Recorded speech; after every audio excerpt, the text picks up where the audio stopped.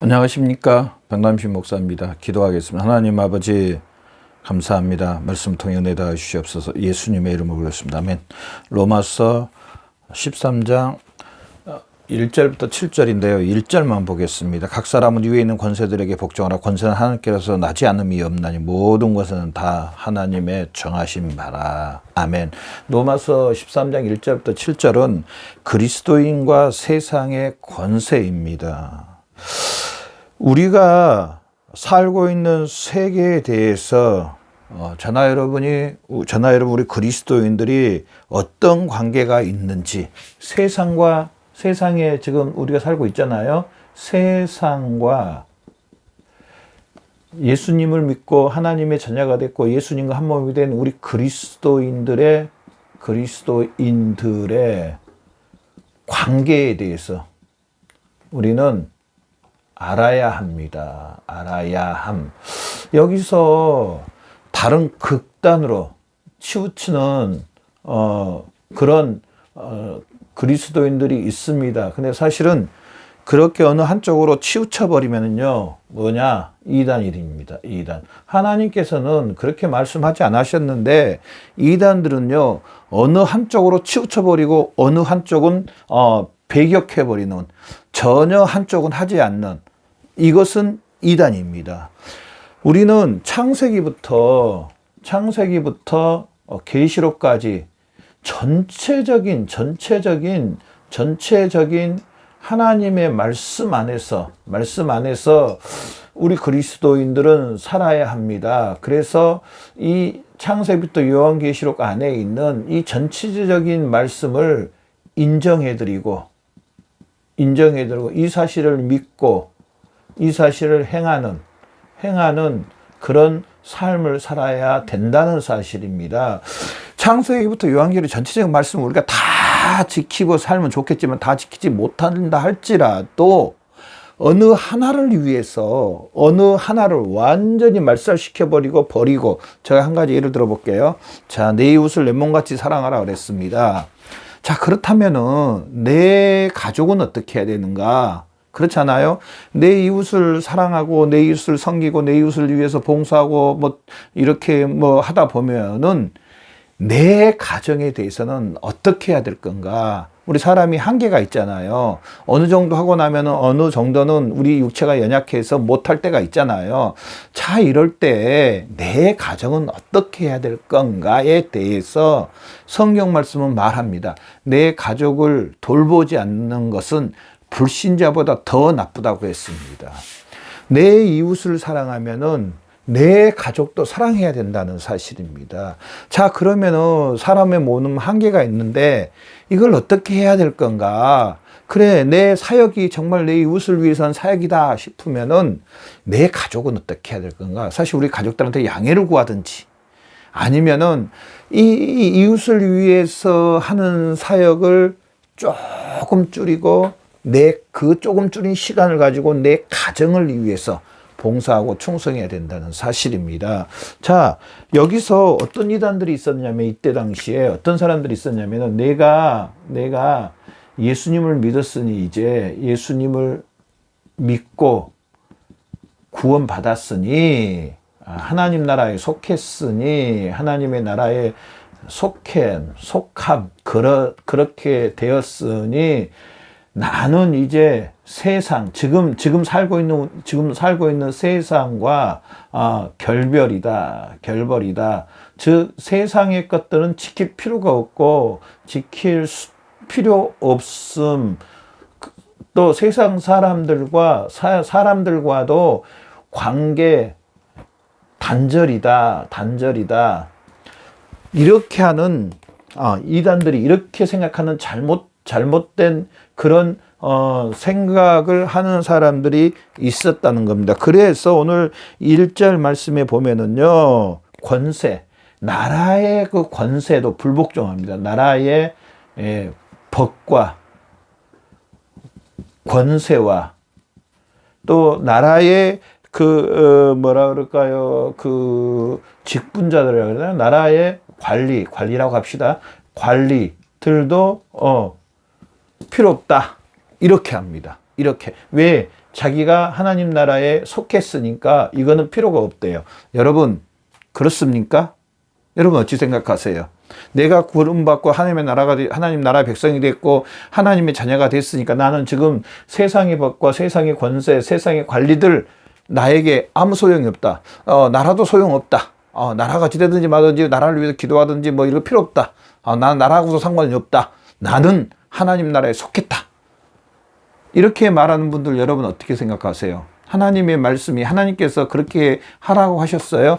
그 나라와 그를 구하라고 말씀한 것은 영적인 것과 또 우리가 살고 있는 지금 우리가 살고 있는 지금 나라, 내가 속해 있는 나라, 세상을 위해서 우리는 이 세상과 나라의 권세 1절 말씀에 보면 복종하고 또 이 세상과 나라를 위해서 기도해야 될 줄로 믿습니다. 자, 그러면서 오늘 다 읽지는 못했지만은 13장 1절부터 7절을 보면은요, 이 세상, 지금 우리가 살고 있는 이 세상, 우리가 살고 있는, 지금 우리가 살고 있는 세상, 세상, 누가 만드셨습니까? 누가 만드셨나? 또 누가 지금 섭리, 그러니까 주인이 누가 섭리하시고 누가 주관하십니까? 또 누가 주인 되십니까? 주인 되시는가? 자, 여러분, 여기에 누가 주인 되신다고 생각하세요? 또 누가 섭리하고 누가 만드셨다고 생각하세요? 여러분, 하나님이십니다. 하나님 아버지가 주인 되시고 하나님이 만드셨고 지금도 하나님 아버지가 섭리하신다는 사실입니다. 그래서 우리가 살고 있는 이 세상 하나님이 만드셨고 하나님이 섭리하셨고 하나님이 주인 되십니다. 하나님의 그 통치가 그러면은 있을까요? 없을까요? 여러분, 있습니다. 지금도 하나님이 통치가 있다. 다른 말로 할게요. 통치하고 계십니다. 누가 통치하고 계심? 하나님 아버지가 지금도 이 우주 만물을, 이 각 나라를, 세상을 하나님 아버지가 통치하고 계시다는 사실입니다. 그래서 7절에 보면은요, 모든 자에게 줄 것을 주되 조세를 받는 자에게 조세를 바치고 관세를 받는 자에게 관세를 바치고 두려워할 자를 두려워하고 존경할 자를 존경하라. 두려워할 자를 두려워하고 존경할 자를 존경하라고 말합니다. 즉, 우리가 있는 이 세상 질서를, 세상 질서, 그러니까 그 권세라고 말하겠죠. 이 권세에 우리 그리스도인들은요, 어떻게 해야 되냐면은 복종해야 됩니다. 복종. 목사님 무슨 소리세요? 하나님의 말씀에 복종해야지 세상에 복종하면 되겠습니까? 나라의 법에 복종하면 되겠습니까? 나라의 통치자들에게 굴복하고 복종하면 되겠습니까? 목사님 좀 이상하네요. 하나님 말씀만 복종해야죠. 이렇게 하면은요, 이단이 될 수 있다는 겁니다. 하나님께서는 그렇게 말하지 않습니다. 7절에 보면은요, 두려워할 자를 두려워하고 존경할 자를 존경하라는 겁니다. 7절에 봐보십시오. 다시 한번 봅시다. 두려워할 자를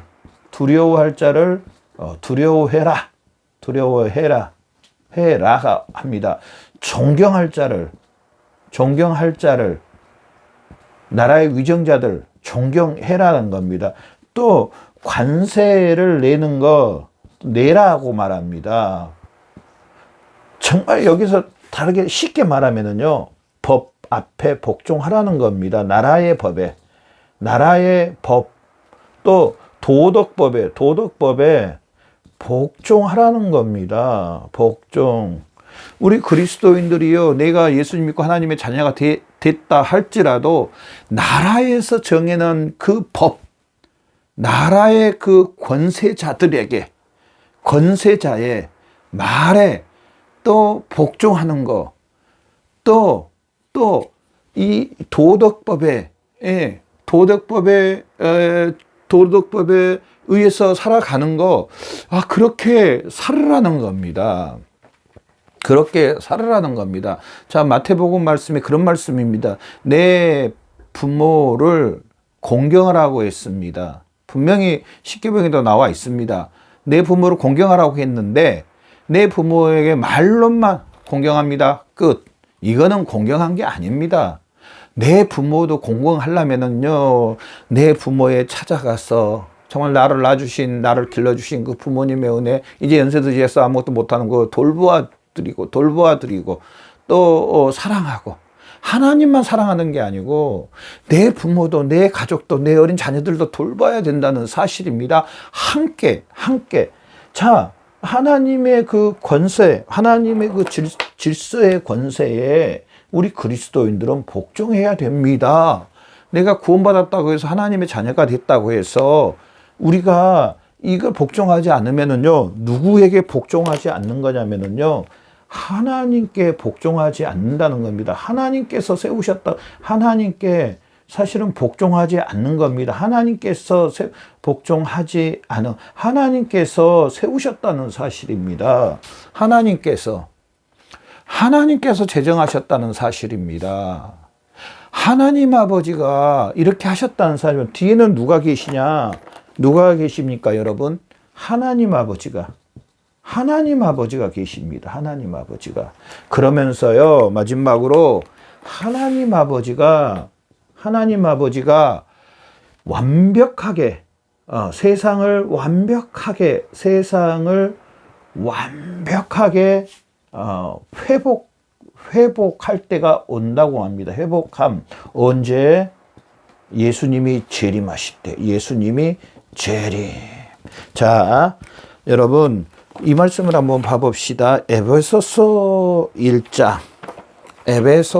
1장 보면은요, 여기에 하나님께서 세상을 완벽하게 회복하심.